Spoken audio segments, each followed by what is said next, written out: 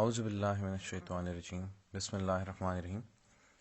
Students, आज हम intrinsic semiconductor के बिहेवियर को स्टडी करने चाह रहे हैं। ये देखना चाहेंगे हम कि एक अच्छा कंडक्टर है या it is a bad conductor, और इसकी कंडक्शन किन फैक्टर्स पे डिपेंड करती है। तो we define intrinsic semiconductor as a pure semiconductor, crystal that contain no impurity atoms is called an intrinsic semiconductor। या फिर इसके बारे में हम ये भी कहते हैं कि it is a semiconductor whose conduction is a function of temperature। In other words, a semiconductor whose conductivity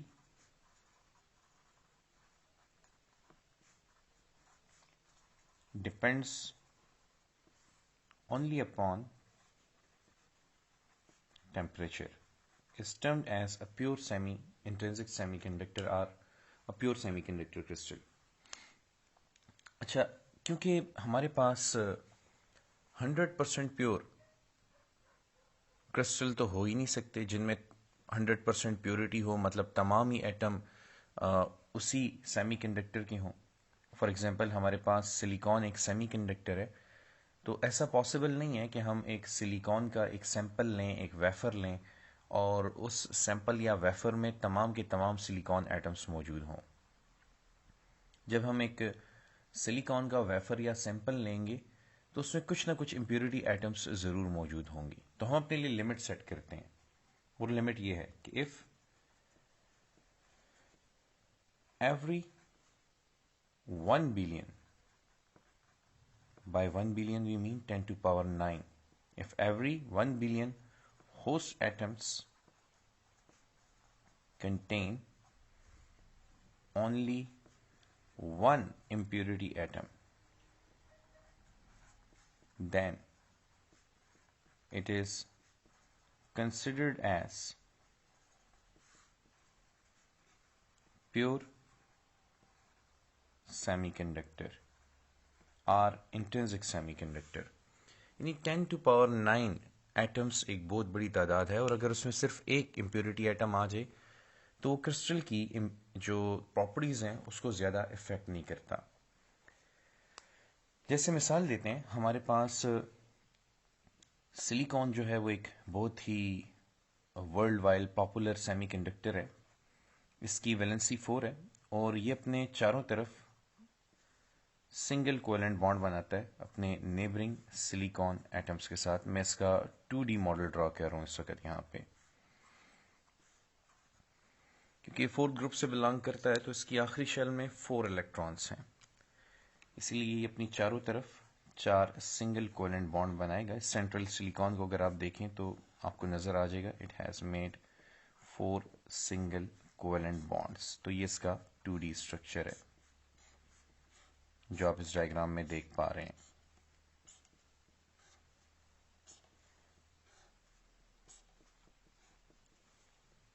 The probability of the finding electron between two silicon atoms is represented by these dotted lines। ये dotted lines जो हैं हमें represent करती हैं the most probable region of finding the electrons between these two silicon atoms।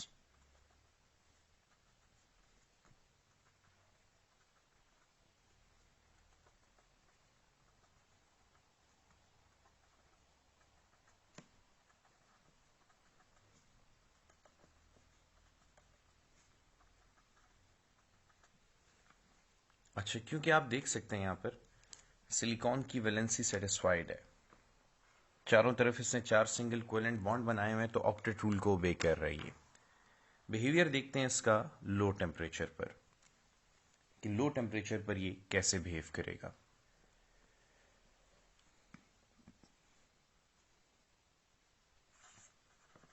तो intrinsic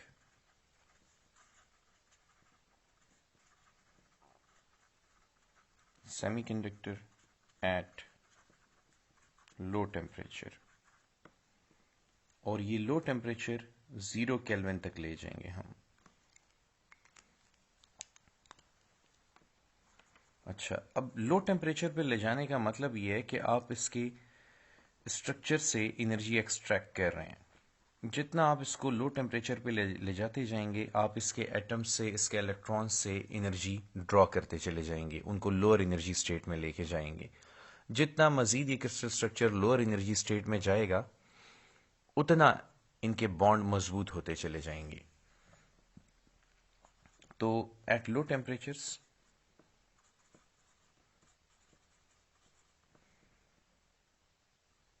probability of finding free electrons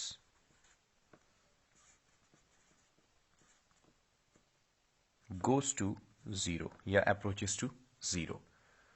आप बहुत मुश्किल से कोई फ्री इलेक्ट्रॉन फाइंड कर पाएंगे। अच्छा, bond becomes very strong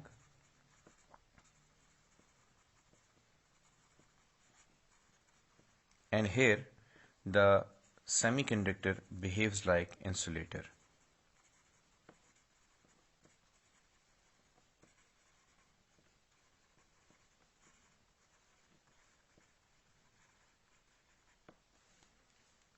okay, अब बैंड थ्योरी के पॉइंट ऑफ व्यू से चेक करने की कोशिश करते हैं कि बैंड थ्योरीज के बारे में क्या कहती है।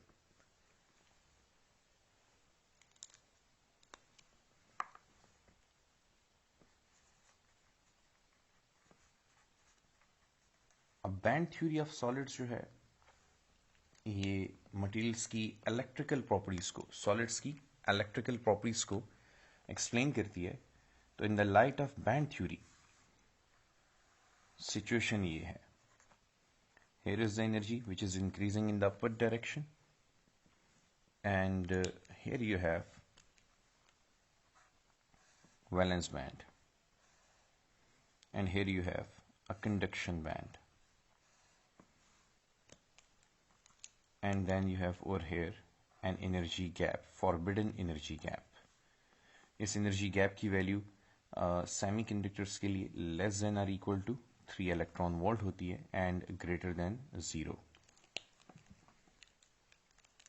अच्छा, अब अगर आप यहां पर देखें तो ये सारे क्लोजली स्पेस्ड एनर्जी लेवल्स हैं, और ये इन तमाम का कलेक्शन मिलके एक बैंड बना रहा है। इस बैंड को हमने कंडक्शन बैंड का नाम दिया हुआ है, और इस बैंड को हमने वैलेंस बैंड का नाम दिया हुआ है।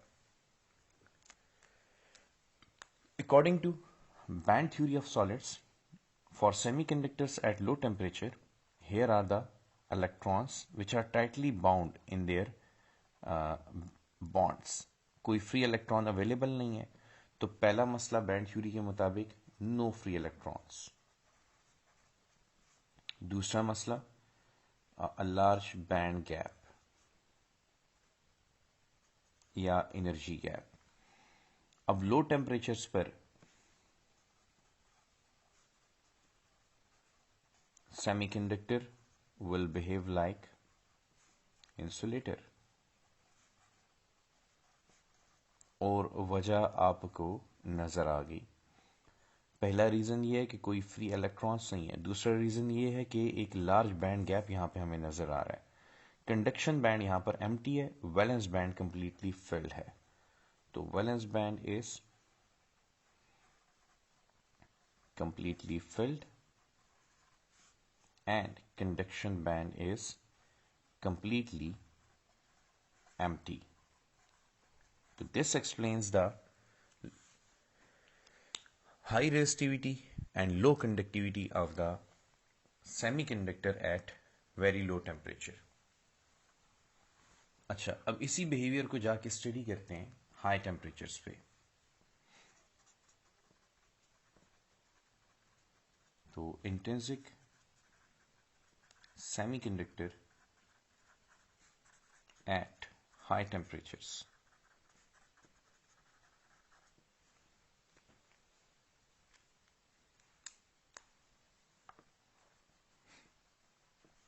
देखिए students, as the temperature is elevated, the electrons gain more energy and the bonds become weak. So high temperatures impart energy to electrons. Bonds become weak. Electrons are set free. And these electrons then take part in conduction.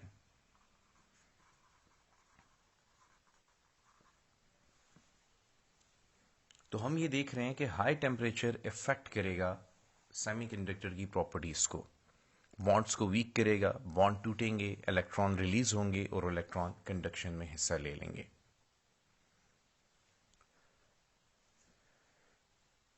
अब band theory of solids के मुताबिक देखते हैं कि क्या result है. Okay, अब check करते हैं कि बैंड थ्योरी ऑफ सॉलिड्स इसके बारे में क्या कहती है.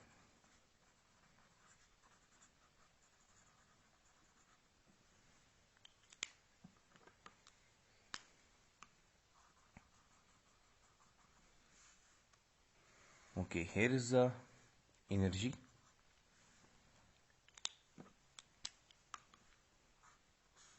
Here is our conduction band, and here is our valence band.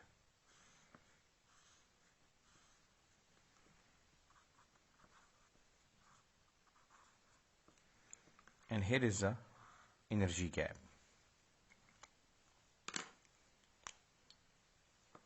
अच्छा, जब हम टेम्परेचर एलिवेट करते हैं तो टेम्परेचर एलिवेट करने की वजह से बॉन्ड टूट जाते हैं.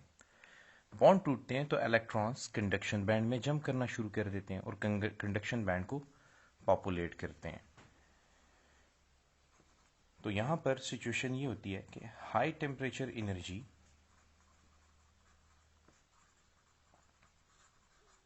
इलेक्ट्रॉन्स को दो फैसिलिटीज प्रोवाइड करेगी. एक, breaking of covalent bonds,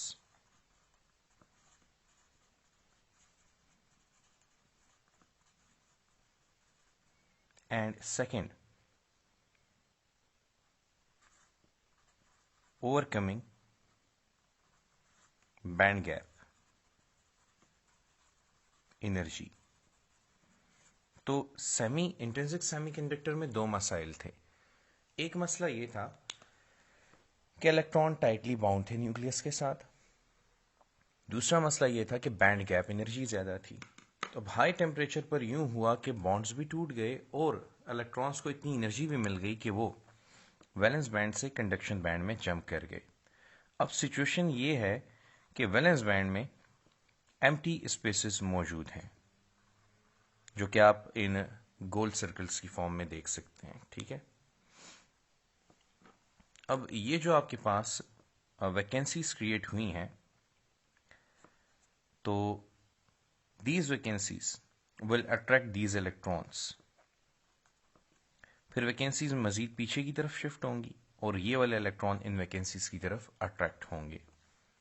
तो हाई टेम्परेचर पर जब बॉन्ड टूटे तो conduction band is now partially field,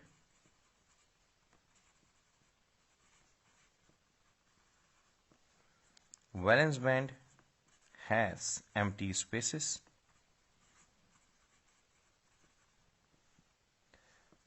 electrons move in conduction band, and vacancies move in valence band. This vacancy of electron is termed as hole. Electron की ये vacancy hole कहलाती है. तो we define hole as the vacancy of electron in valence band.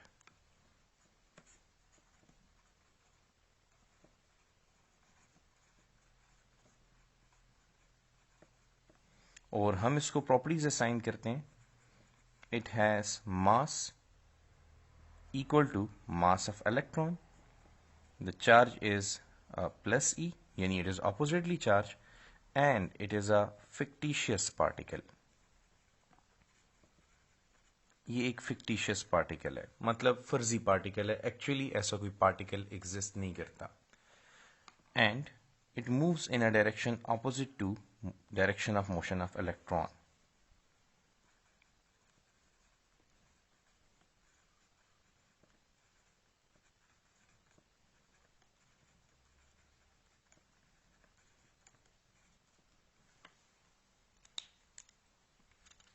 तो अब आप देख सकते हैं कि हाई टेम्परेचर पर जो सेमीकंडक्टर है, it is behaving like a conductor. Furthermore,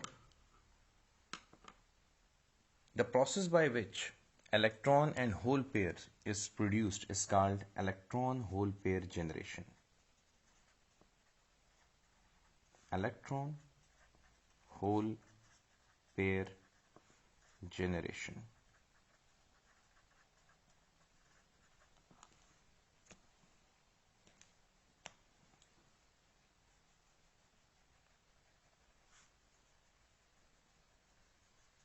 So it is a process of formation of electron and hole. इस प्रोसेस के बाद electron jumps to conduction band.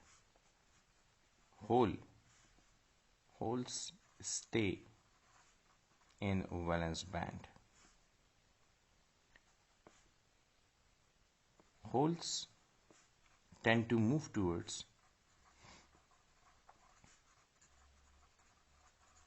bottom of conduction valence band, and electrons tend to move towards top of conduction band. तो अब आप देख सकते हैं कि in semiconductor we have two charge carriers.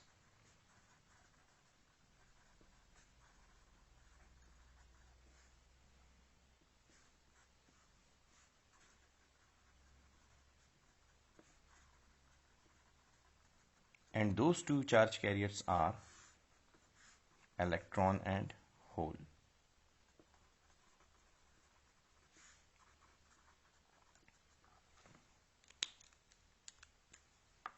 तो ये अब यहाँ पे बहुत इंपॉर्टेंट बात हो गई है कि सेमीकंडक्टर में हमारे पास दो किस्म के चार्ज कैरियर आ गए हैं. एक चार्ज कैरियर इलेक्ट्रॉन है और दूसरा चार्ज कैरियर होल है, और ये दोनों कंडक्शन के लिए रिस्पॉन्सिबल होते हैं. Electrons are responsible for conduction in conduction band. Holes are responsible for movement of electrons in valence band. क्योंकि ये वैकेंसी ना होती तो इलेक्ट्रॉन्स इमोबाइल रहते, इलेक्ट्रॉन्स मूव ना कर सकते. तो इन होल्स की वजह से इलेक्ट्रॉन मूव करते हैं. इनकी डायरेक्शन ऑफ मोशन में जो एंगल है इट इज 180 डिग्री. यहां से एक और इंपॉर्टेंट कॉन्सेप्ट हम डिफाइन कर सकते हैं which is intrinsic density.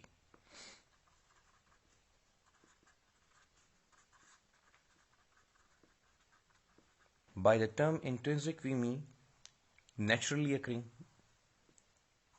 Naturally existing, god gifted. जैसे आप वाटर को देखते हैं कि नेचुरली वाटर जो है वो टेस्टलेस है, ऑर्डरलेस है, कलरलेस है, तो ये नेचुरली ऐसे है, इसमें ह्यूमन बींग्स का कोई रोल नहीं है. अब बिल्कुल इसी तरह हम डिफाइन करने जा रहे हैं इंट्रिंसिक डेंसिटी को. Intrinsic density is defined as the number of electrons per unit volume in a conduction band or the number of holes per unit volume in the valence band. So we define as the number of electrons per unit volume in a conduction band or the number of holes per unit volume in valence band. अब क्योंकि हम जानते हैं कि intrinsic semiconductor में जितने electrons produce होते हैं उतनी ही होल्स प्रोड्यूस होती हैं as a result of electron hole pair generation formula phenomena. तो we can write that the number of electrons per unit volume is equal to the number of positive charges or holes per unit volume in valence band. This number is called intrinsic density, represented by Ni. I repeat again, the number of electrons per unit volume is equal to the number of holes per unit volume. Electron और holes as a pair create होते हैं, तो जितने electron होंगे conduction band में उतनी ही holes होंगी वैलेंस बैंड में. तो this number per unit volume is termed as intrinsic density. Thank you very much for today.